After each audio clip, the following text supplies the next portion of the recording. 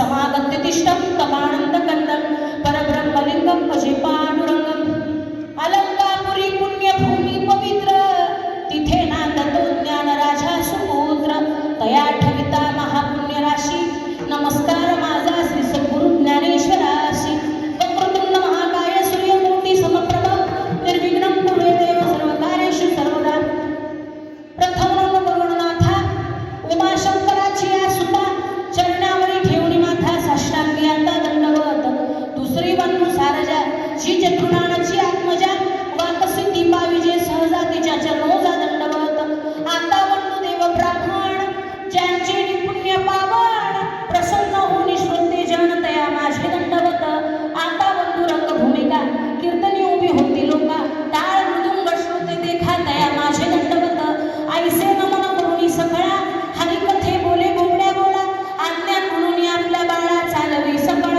नामामध्ये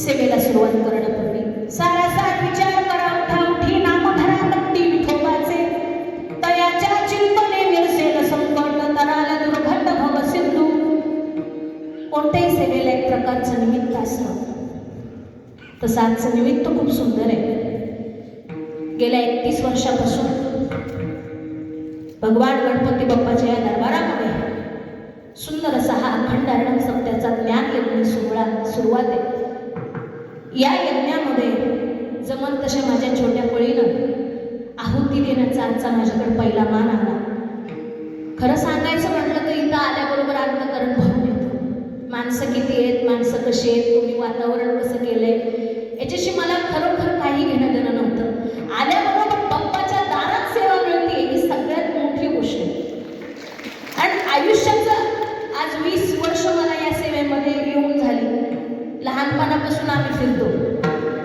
पण तीर्थक्षेत्राच्या ठिकाणी जन्मभर जरी सेवा केली तरी ते पुण्य आपल्याला मिळत नाही ही सेवा करून ते पुण्य आपल्याला मिळतं आणि भगवान गणपती बाप्पाने बोलवलं त्याच्या दारात ही सेवा मला पहिल्या सेवेला त्यांनी मान दिला ही सगळ्यात मोठी गोष्ट आहे तुमच्यासाठी काय असेल ते मला माहित नाही पण देवाला पाहिलं त्यावेळी इतकं समाधान वाटलं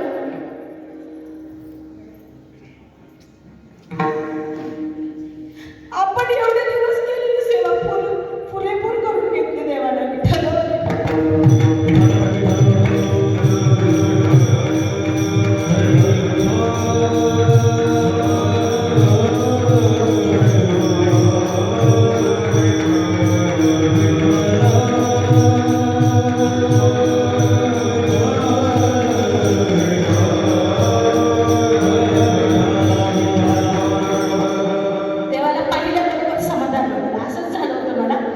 ज्यावेळेला आई तुळजाभवानीच्या दारामध्ये पहिल्यांदा सेवा केली त्यावेळेला आता ही का होतं हे अष्टजाती भाग भगवान परमात्म्याच्या जागेवर उभं राहणं मस्करी नाही आणि कुणालाही प्राप्त होत नाही बाबा तुम्ही नशीबवान आहे की दोन गणपती बाप्पा तुमच्या शेजारी आहेत त्याच्या कुशीत तुम्ही जन्माला आला एकीकडून भगवान शिवाचा अवतार छत्रपती शिवाजी महाराज यांच्या राष्ट्रात यांच्या शेजारी यांच्या कुशीत तुमचा जन्म झाला नाही नशीबवान आहे तुम्ही जुन्नरकर खरंच खूप नशीबवान आहे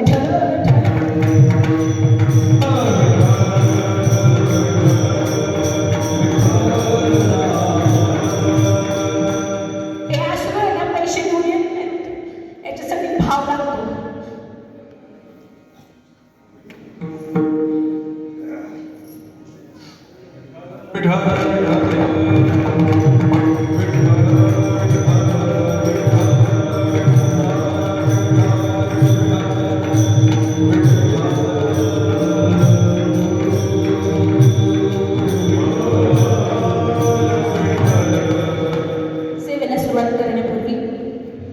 अल्पसा परिहार द्यायचा तो असा गणपती बाप्पा म्हणजे जवळजवळ येणारीसाठी आणि त्याच्या दारात आल्यामुळं खूप आनंद समाधान वाटतंय मला तुमच्या सर्वांच्या सेवेकरता घेतलेला अभंग जगदवंदनीय देहनिवासी जगद्गुरु तुकोबाराय ज्यांचा उद्धार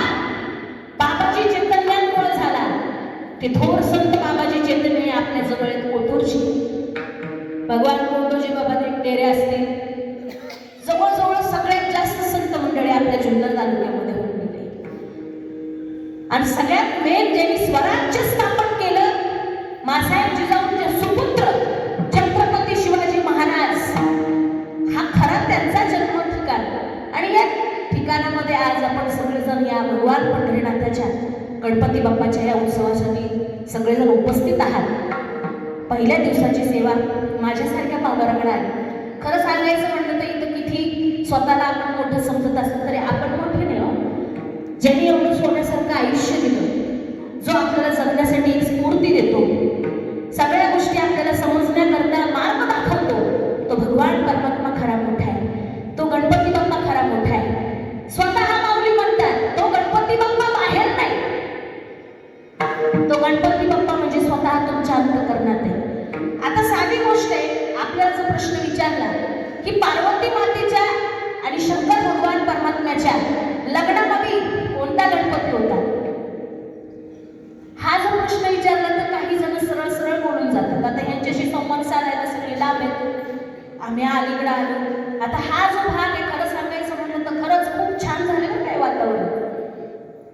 हे सुंदर वातावरण, सभागृहामध्ये तुम्ही एवढं सुंदर नियोजनाला असं कुठं हे नाही, गालबोट लागायचं काम नाही, सगळ्या गोष्टी जिंकल्यात तिथं एकदम छान असं हे सगळं नियोजन. त्यामुळे सगळ्या विश्वस्त मंडळींचे, ट्रस्ट मंडळींचे सुद्धा खूप आभार की कुठंतरी या गोष्टी आज जागरूक होत आहेत. गरज आहे, नाहीतर कीर्तन प्रवचनाची पहिल्या काळातली अवस्था तुम्ही पहा आणि आताचं जे चाललंय हे आताचं रूप पहा, किती फरक झालाय. जेवढा परमात्मिक माणूस वाढलाय तेवढाच नाही असंही म्हणता येईल बरं. तेवढीच माणसं कठीण सुद्धा आहे, देव नाही असं म्हणणारे सुद्धा आहे आणि देवाला जाणणारे सुद्धा आहे. आता खरं सांगायचं म्हणलं तर आपलं नशीब आहे हो की महाराष्ट्रासारख्या भूमीत जन्माला आलो आणि कुठंतरी आपण आज वारकरी आहोत. खरोखर आम्ही दैवाचे दैवाचे, आम्ही दैवाचे दैवाचे, आम्ही दैवाचे दैवाचे.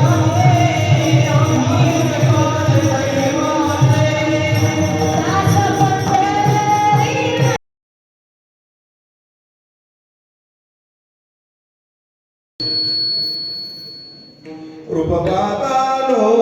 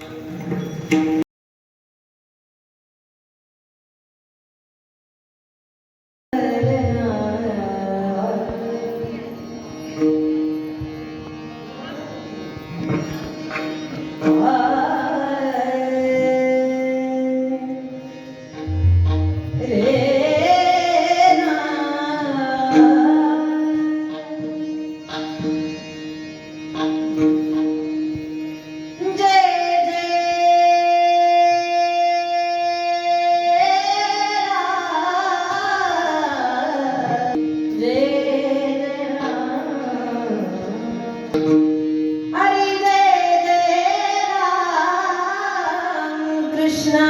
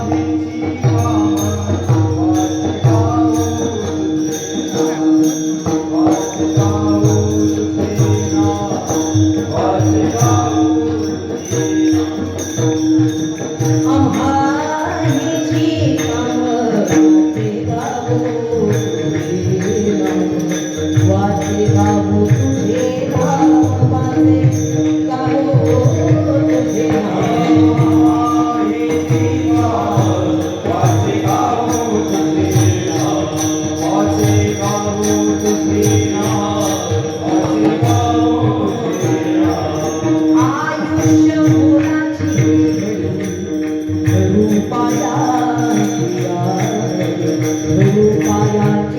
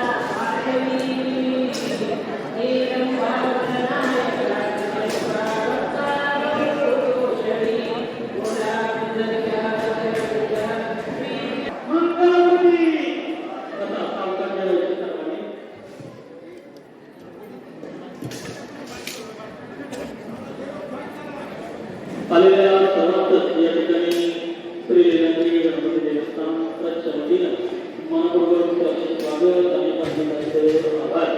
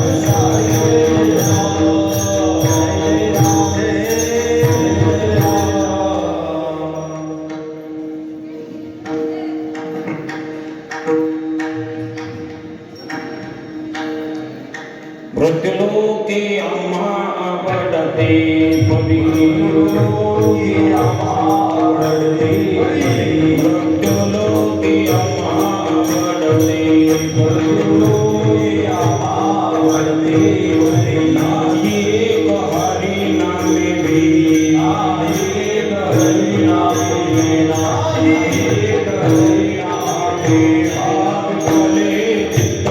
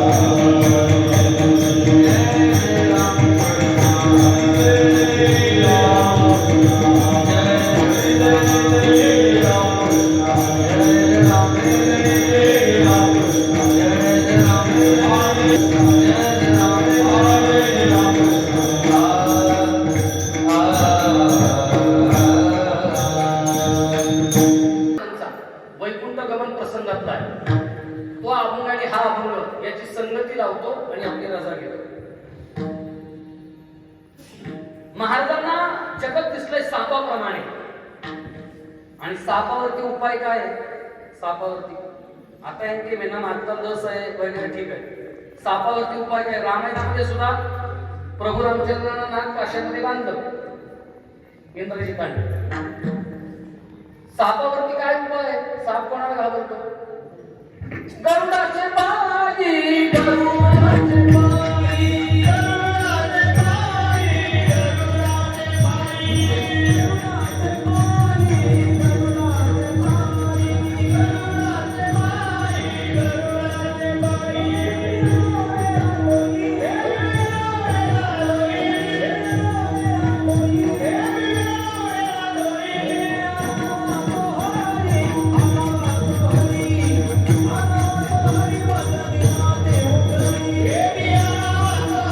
रामायण आणि महाभारत काय फरक आहे?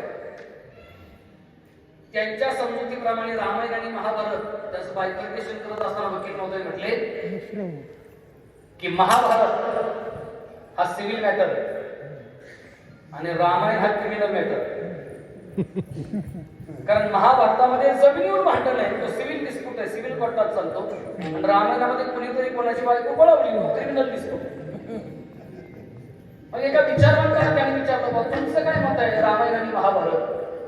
त्या विचारवंताने सांगितलं, रामायणामध्ये हरणाचं वस्त्र बनवता येईल का याच्यावरून मुद्दा आहे, आणि महाभारतामध्ये वस्त्राचं हरण झालं याच्यावरून कळलं. तुम्ही तुमच्या पद्धतीने त्याचा अन्वय लागू शकता. या दोन अभंगाचा अन्वय मी लागलोय, मला आपली राजा घ्यायची. तुकोबारांना जगत दिसतंय सापाप्रमाणे, रज्जू सर्पाकार भासयले जगदंब. मग सापाचा अँटीडोस काय आहे? गरुडाचे पायी. मी एवढं सोपं करून सांगतो. आपण जुन्नर मध्ये एखाद्या दवाखान्यात गेलो, डॉक्टरांनी काही चाचण्या केल्या, रक्ताच्या केल्या, युरिनच्या केल्या, काही एक्सरे काढले, सोनोग्राफी केली, MRI केलं, सिटी स्कॅन केलं आणि आजार डायग्नोज केला. आजार काय ते डॉक्टरांना कळालं. कुठल्या? जुन्नर मधल्या.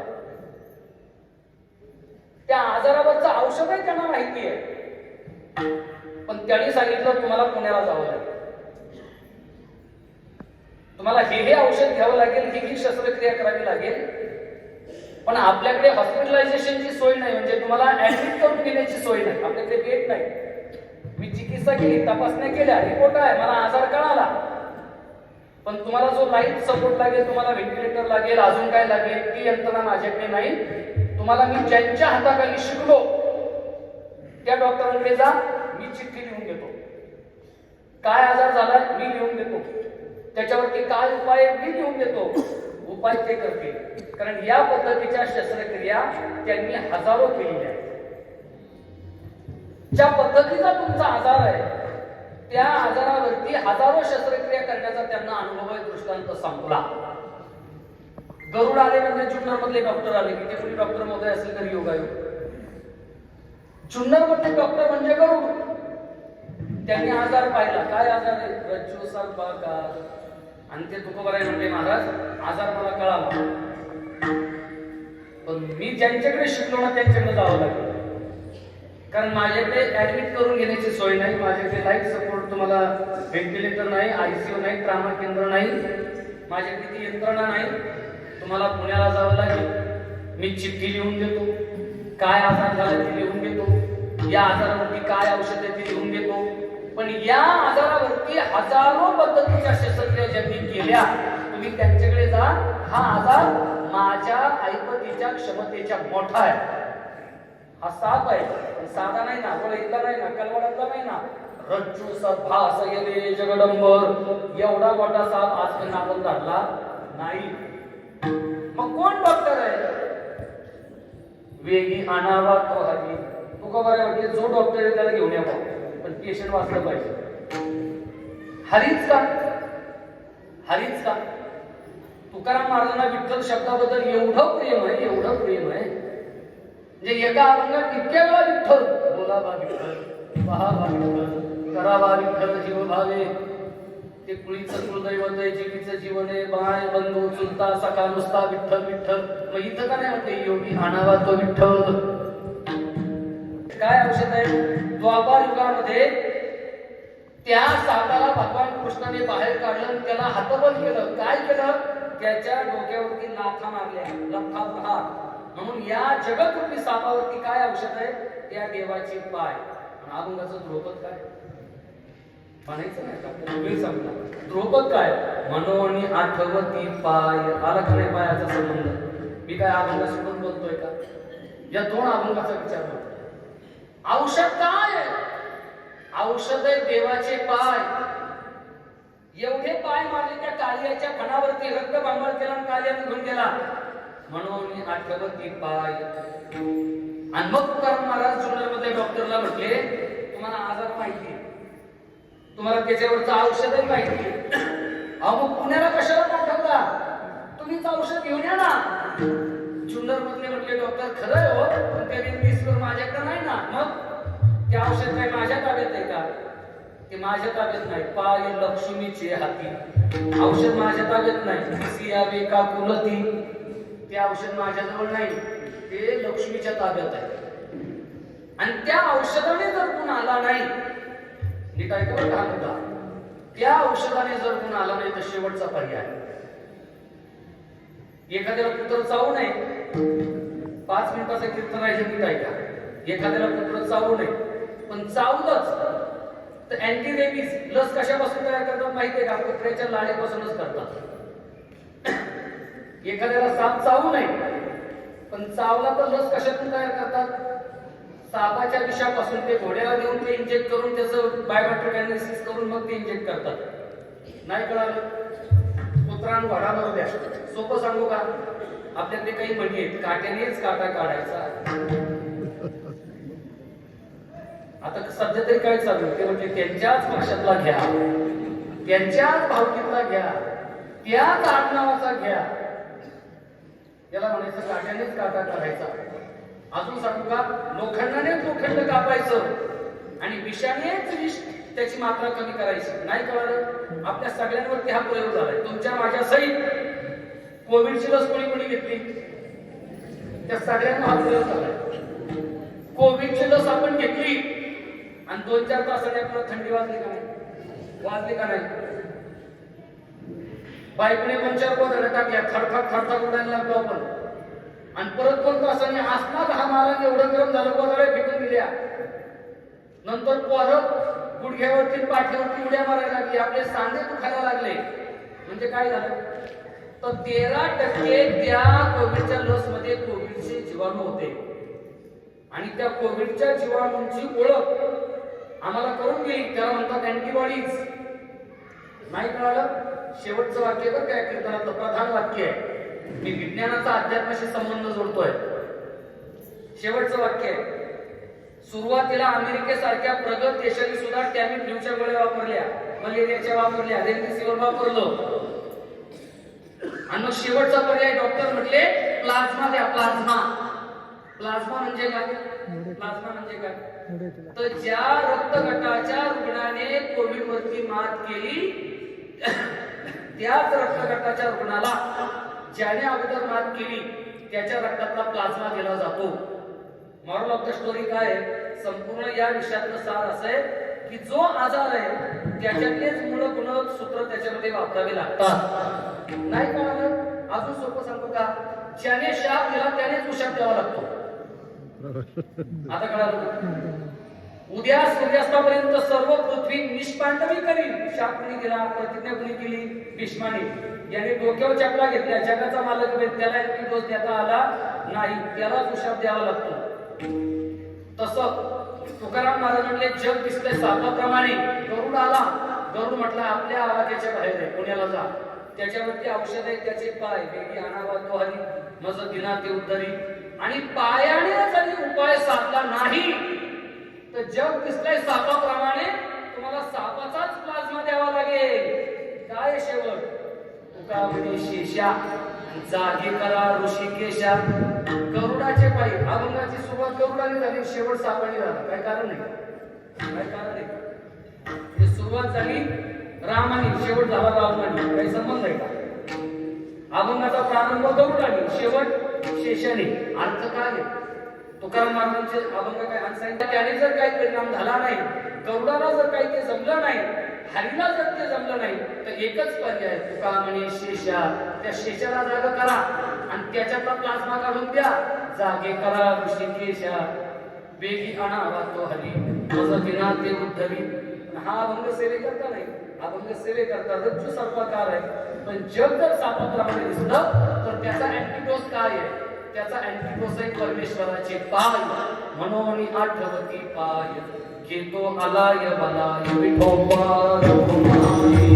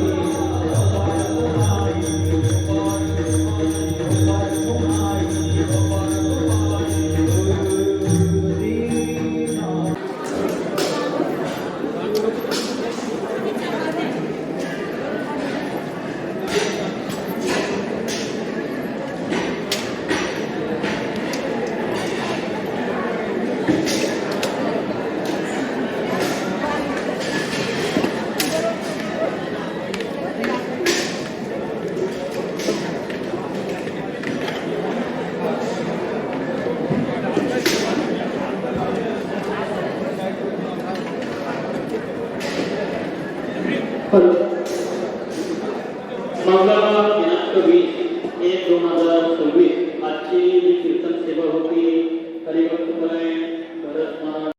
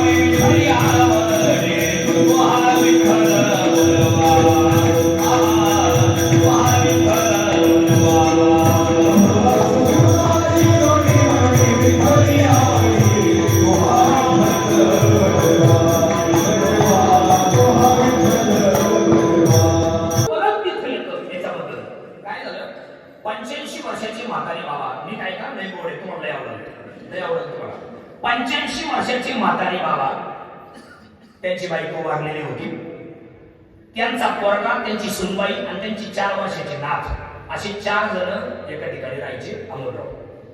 कोण कोण? 85 वर्षाची म्हातारे बाबा, त्यांची सुनबाई, त्यांचा मुलगा आणि त्यांची 4 वर्षाची नात, अशी 4 जण राहायची. आजी वारलेले होते बऱ्याच वर्षापूर्वी आणि हे 4 जण राहत होते. पुढं चालून साऊंडवाले बाबा त्या बाबांना पॅरालिसिस झाला. हात पाय एक हाताने पाय निकामी झाला. बाबा ना पाय निकामी झाला, निकामी झाला, हात निकामी झाला बाबा अमोलदादा. मग काय झालं माझं बाबा, त्या बाबांच्या सगळ्या गोष्टी जागेवरच व्हायला लागल्या. मग घाई पोरांनी उचललं, हॉस्पिटलला गेलं म्हणून बरं झालं. एका महिन्याच्या आत बाबांना बरं वाटलं, बाबा पूर्ववत झाले. पण तरी पण बाबांना चालायचा प्रॉब्लेम तयार झाला. त्याच्यामुळे काय झालं, सगळ्या गोष्टी जागेवर व्हायला लागल्या. एक दिवस त्या बाबाची सुनबाई तिच्या नवऱ्याला बोलली, का हो तुमच्या बापाचं मी एवढ्या दिवसापासून सगळं करते जागेवर, मी काय आता करणार नाही आणि तुमची आई पण या जगात नाही, मी पण थकले वैतागले. तुम्ही तुमच्या बापाला होतं आश्रमात का नेऊन टाकत नाही? तुम्ही तुमच्या बापाला होतं आश्रमात नेऊन टाका. रडायला लागला. त्याला वाईट वाटलं. तो म्हटला, अगं ए बाई, अगं मी दुसरीला असताना माझी आई वारली ग. मी दुसरीला होतो तेव्हा माझी आई वारली. तेव्हापासून माझा सगळा सांभाळ मला बापाने केला. मला बाप स्वयंपाक करून द्यायचा. माझ्या हाताने त्याच्या हाताने मला तोंडात भरवायचा घास. तर माझा बापच माझी आई व्हायचा आणि प्रेमानं कुरवाळून मला कुशीत घ्यायचा माझा बाप. आणि त्यांना पॅरालिसिस झालाय. त्यांनी मला लहानचं मोठं केलं, तुझं माझं लग्न लावून दिलं. 4 वर्षाची आपल्याला मुलगी आहे आणि त्यांना आता पॅरालिसिस झाला तर तुझ्या वृद्धाश्रमात नेऊन टाकायला लावते. मी टाकणार नाही. तुला जे करता येईल ते कर. मी माझ्या बापाला वृद्धाश्रमात नेऊन टाकणार नाही. मग तिनं तिची पद्धत वापरली. तिची पद्धत मध्ये शेवटची स्टेप ती म्हटली, मग त्यांनाच राहू द्या, मी जाते निघून. असं करू नको, नको जाऊ तू, मी त्यांना नेऊन टाकतो होता आश्रमात. आडवी झालं, इकून बाप आणि इकून बायको. आता काय करायचं? टेन्शन मध्ये आला. नाही लाचले, नाही ना औषध नाही ना.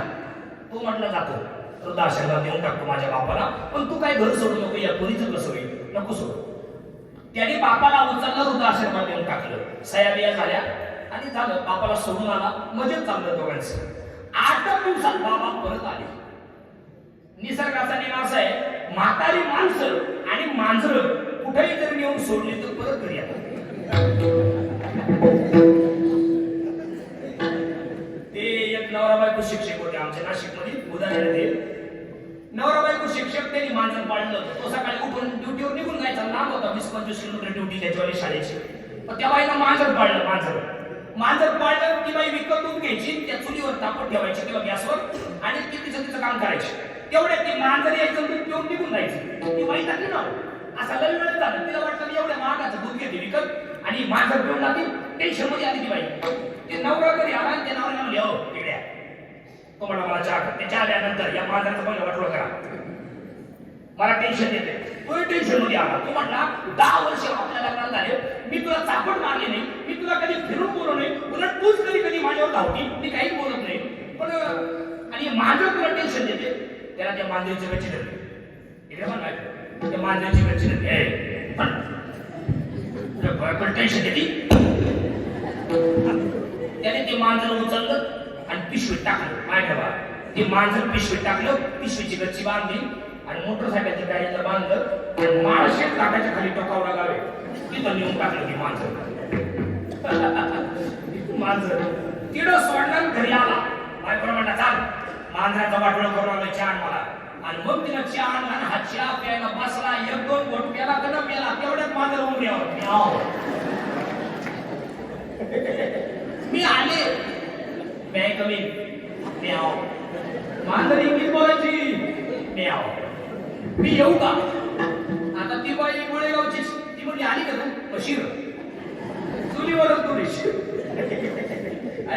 मांजर पुढेही सोडा, ते बरोबर घरी येतं. तसं म्हातारी माणसं पुढे नेऊन सोडा, बरोबर घर गाठतात. 8 दिवसात बाबा परत घरी आले. हे काय का सगळे तिकडे बा. 8 दिवसात बाबा परत घरी आले.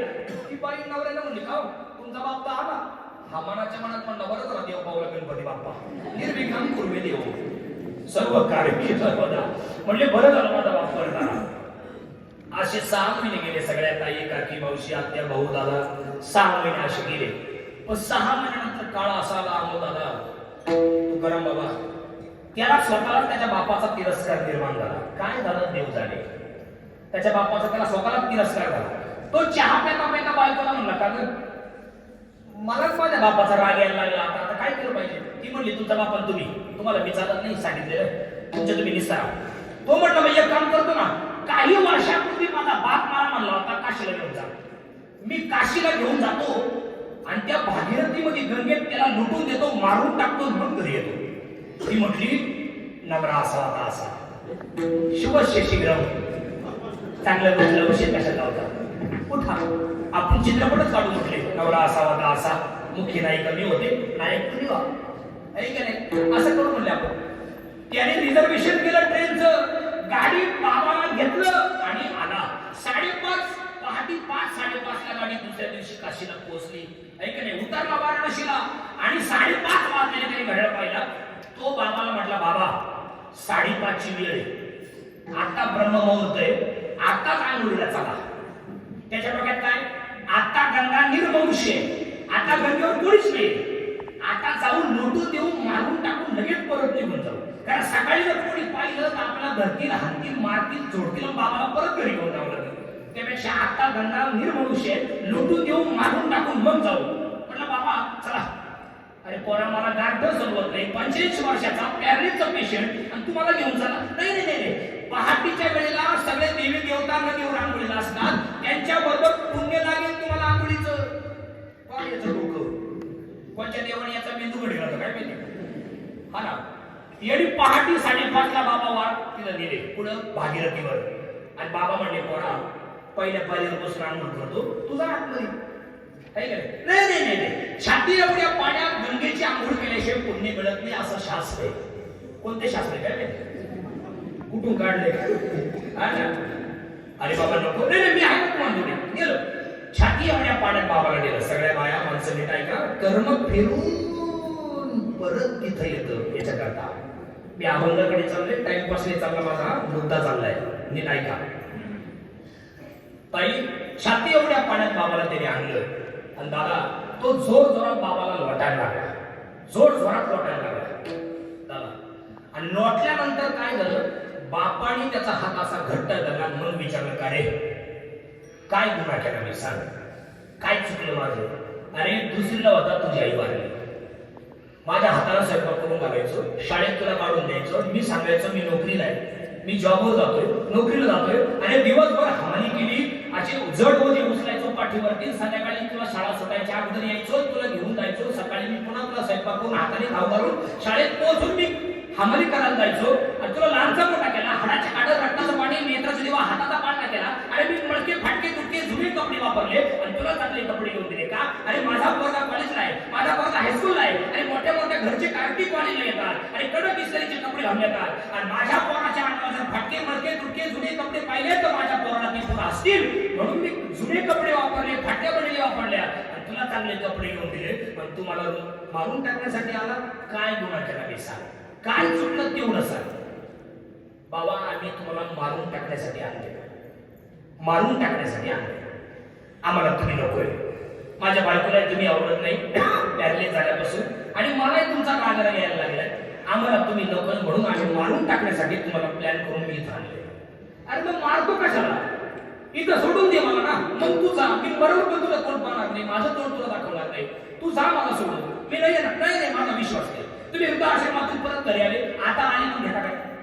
नाही नाही नाही, मी तुम्हाला मारणार नाही, कोणा मी नाही येणार नाही, मी तुम्हाला मारून टाकणार आहे. ठीक आहे मारा, तुझी इच्छा आहे ना मला मारायची, मार. तुझ्या बायकोला बरं वाटेल, तुलाही बरं वाटेल मला मारण्यावर, मार. पण माझी शेवटची इच्छा पूर्ण कर. काय, तुला मारायचं जर मला, तेव्हा ते समोर टेकाड दिसतं ना, टेकाड तिथं घेऊन चाललं, तिथून मला खाली लोटून दे. म्हटले का बरं इथं का बरं नको, इथून लोटलं तरी तुम्ही मारणार आहे, तिथून लोटलं तरी नाही, तिथे घेऊन चाललं, तिथून लोट. नाही नाही का, हे तिथं चालतं सांगतो. आणि मग बापाने पोराला सांगितल्याबरोबर त्या पोराने घेऊन गेला टेकडावर बाबाला, आणि तिथून खाली लोटणार तेवढ्यात त्या पोराने पुन्हा प्रश्न विचारला, बाबा तिथूनही तुम्हाला लोटलं असतं तरी तुम्ही मरणार होते, आणि इथूनही लोटल्यावर तुम्ही मरणार आहे, मग इथं का, तिथं का नको. आणि मग डोळ्यात पाणी आणून बापाने सांगितलं, पोरा 25 वर्षापूर्वी माझा बाप इथूनच मी खाली लोटला होता. याला पुरावा बघायचा. केले कर्म केले कर्म झाले देव दिसतच नाही, पण या जगात देव आहे इथपर्यंत आपण आलो. आता पुढचं वाक्य ऐका. देवाचं भजन केल्यावर काय होतं? काय होतं? कृष्णाष्टकामध्ये पुरावा दिलाय. भजे भजे कमंडलम समस्त पाप खंडनम समस्त चित्त रंजनम सदैव नंदनंदनम.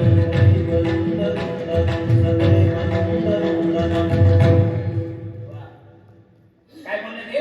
भजे भजे कमंडलम. तुम्ही देवाचं भजन केलं, भजारे विठ्ठला केलं की समस्त पाप खंडन, सगळं पाप निघून जातं. पण कोणाचं करा सांगितलंच नाही, फक्त समस्त पाप खंडन. आणि मग पुढची वळलेली सोपेच पुच्छ मस्तकम सुनाद वेणु मस्तकम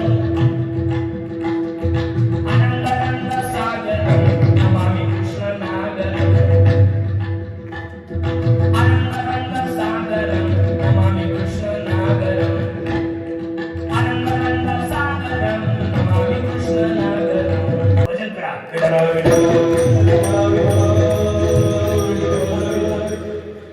काय झालं?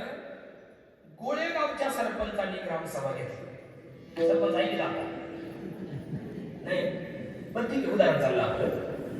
नीट ऐका, अर्धवट ऐकू नका, नाही तर द्या मला बुद्धून. काही काही तेवढ्यासाठी जेल राहतात.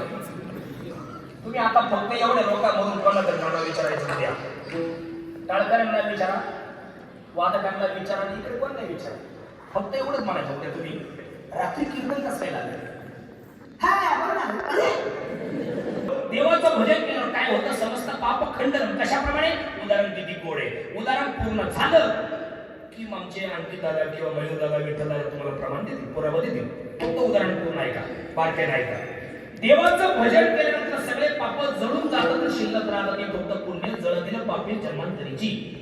पण कधी नामस्मरण कीर्तन साधन केल्यानंतर तेव्हा जातं, इतर वेळेला नाही. गोळेगावच्या सरपंचांनी ग्रामसभा घेतली.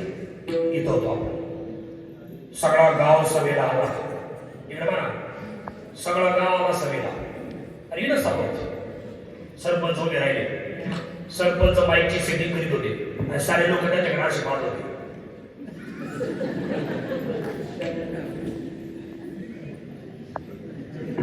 म्हणजे लोक खाली होते ना, सरपंच उभे होते, त्याच्यामुळे म्हणजे टेन्शन मध्ये होते लोक. मी तुम्हाला ऍक्शन मध्ये पाहून घ्या, का पाहून लोक टेन्शन मध्ये होती. आता हा पुढं काय बोलणार? सरपंच पुढं कशात काय बोलणार? या काय की एवढे लोक कशाला एकत्र आणले? सगळे आले सगळ्याला. वांगे बिगे, वांगे म्हणजे लहान पोरं, चिमण्या बिमण्या पुरी सगळे आले. बाल गोपाळ अख्खे आले सगळेला. सरपंच उभे राहिले. सगळे लोक सरपंच क्लास राहिले. ऐका माझ्या गोळेगावच्या ग्रामस्थांनो, तुम्ही सगळ्यांनी माझ्यावर विश्वास टाकला आणि मला गावचे सूत्र सांभाळण्याची जबाबदारी माझ्यावर तुम्ही दिली. आणि मी सरपंच या नात्यानं मी तुमच्याकडे उभा आहे. तुम्ही माझ्या वडिलांसारखे, माझ्या आई बहिणीसारख्या, सगळ्या माझ्या आई बहिणींनो, वडीलधाऱ्यांनो, माझ्या बालगोपाळांनो, मी तुमचा सरपंच या नात्यानं आज इथं उभा आहे. आणि तुम्हाला एकत्र आणण्याचं कारण असं आहे, आता पावसाळा सुरू झालाय, तर मला असं वाटतं की या वर्षी कोणीच तुमच्या शेतामध्ये काही लावायचं नाही.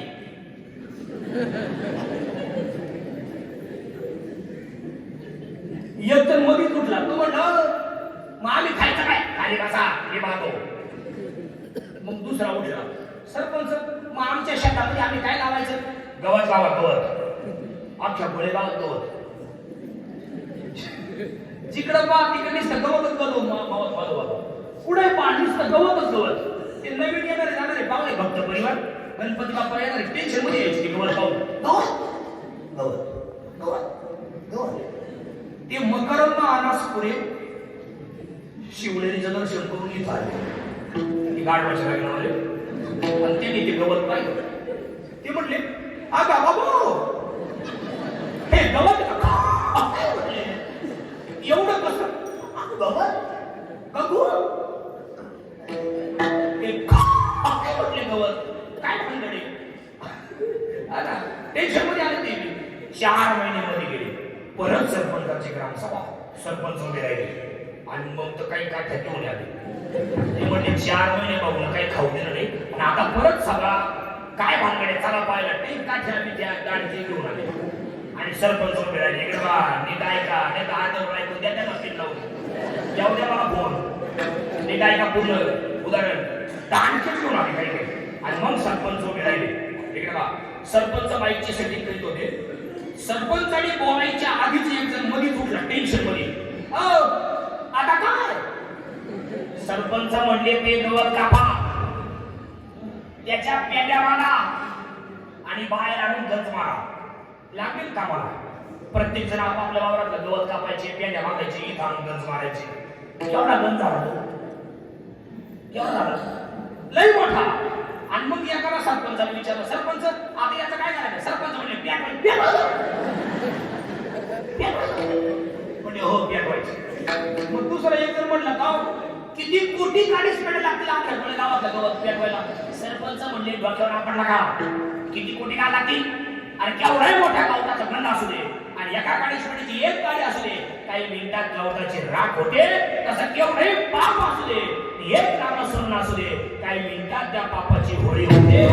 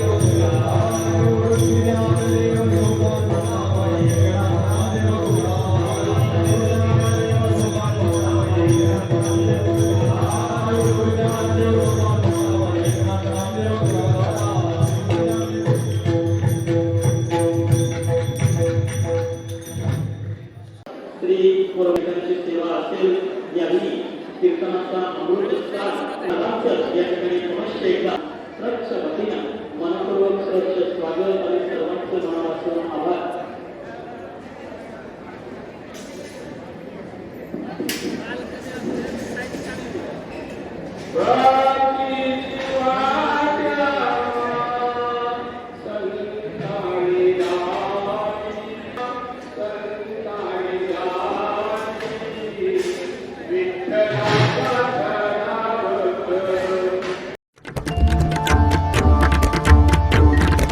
राम कृष्ण हरी जय जय राम कृष्ण हरी राम कृष्ण हरी जय जय राम कृष्ण हरी राम कृष्ण हरी जय जय राम कृष्ण हरी राम कृष्ण हरी जय जय राम कृष्ण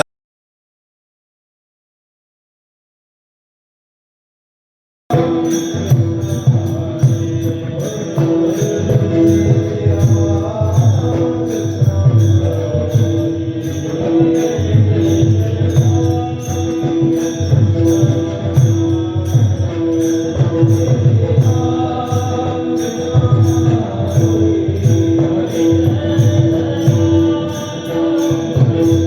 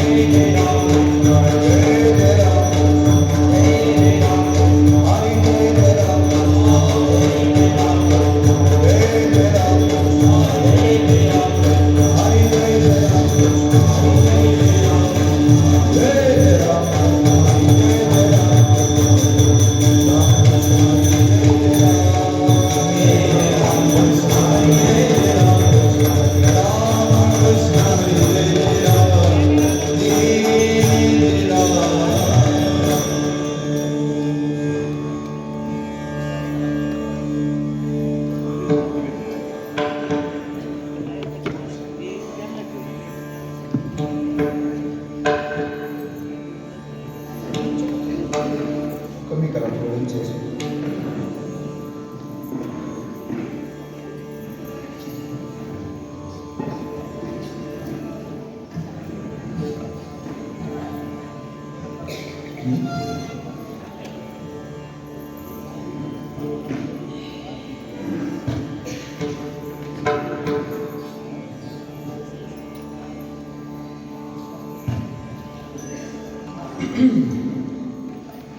पुरीच्या सुखात पार नाही लेका, अंत पार नाही लेका, अंत पार नाही लेका.